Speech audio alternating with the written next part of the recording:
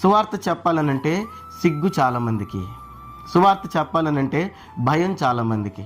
ఈ రెండు కారణాలు నేను చాలామందిలో చూస్తూ ఉంటాను. క్రైస్తవుల్లో 4 మాటలు దేవుడి మాటలు చెప్పు అంటే సిగ్గుపడతారు, భయపడతారు. దేవుని మాటలు చెప్పడానికి సిగ్గెందుకు? దేవుడి మాటలు చెప్పడానికి భయం ఎందుకు?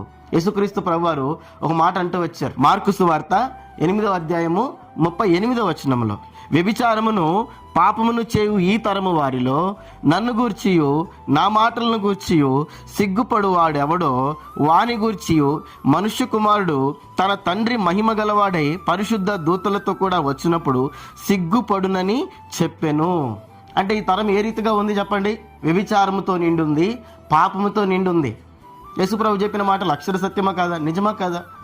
ఉదయం లేచినప్పటి నుంచి సాయంత్రం వరకు మనం అనేక మందిని చూస్తూ ఉంటాం కదా, మన చుట్టుపక్కల ఎంతో మందిని చూస్తూ ఉంటాం కదా. మరి మన కళ్ళ ముందే అబద్ధాలు ఆడుతూ ఉంటారు, మన కళ్ళ ముందే పాపిష్టి పనులు చేస్తూ ఉంటారు. ఈ లోకంలో పాపం చేయడానికి భయపడరు, మందు తాగడానికి భయపడరు, వీధి వీధిన తాగుతారు, అమ్మాయిని ఏడిపించడానికి భయపడరు, అశ్లీలమైన చూడడానికి భయపడరు, అబద్ధాలు ఆడడానికి భయపడరు, అక్రమ సంబంధాలకి భయపడరు, లంచాలు తీసుకోవడానికి భయపడరు, అవినీతి చేయడానికి భయపడరు. ఇటువంటి పాపిష్టి పనులన్నీ చేయడానికి భయపడరు ఈ లోకస్తులు. ఇటువంటి పాపిష్టి పనులు చేస్తున్నందుకు సిగ్గుపడరు ఈ లోకస్తులు, ఈ తరము వారు. అదే యేసుక్రీస్తు ప్రభువు చెప్తూ వచ్చాడు ఏమని?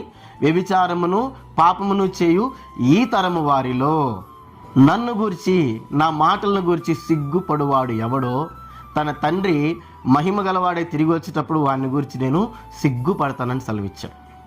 అబద్ధం చెప్పడానికి, మోసాలు చేయడానికి, అవినీతి చేయడానికి, అక్రమాలు చేయడానికి, అన్యాయంగా డబ్బు సంపాదించడానికి, అక్రమ సంబంధాలు నెరుపుతున్న వారికి సిగ్గు లేనప్పుడు, పాపం చేయడానికి సిగ్గు లేనప్పుడు, వ్యభిచారం చేయడానికి సిగ్గు లేనప్పుడు, మరి మహాశక్తితో కూడిన ఒక ఆత్మను రక్షించగలిగిన శక్తి కలిగినటువంటి ఆ మాటలు చెప్పడానికి, ఆ సువార్త చెప్పడానికి మనకు సిగ్గెందుకు? సిగ్గెందుకు చెప్పండి?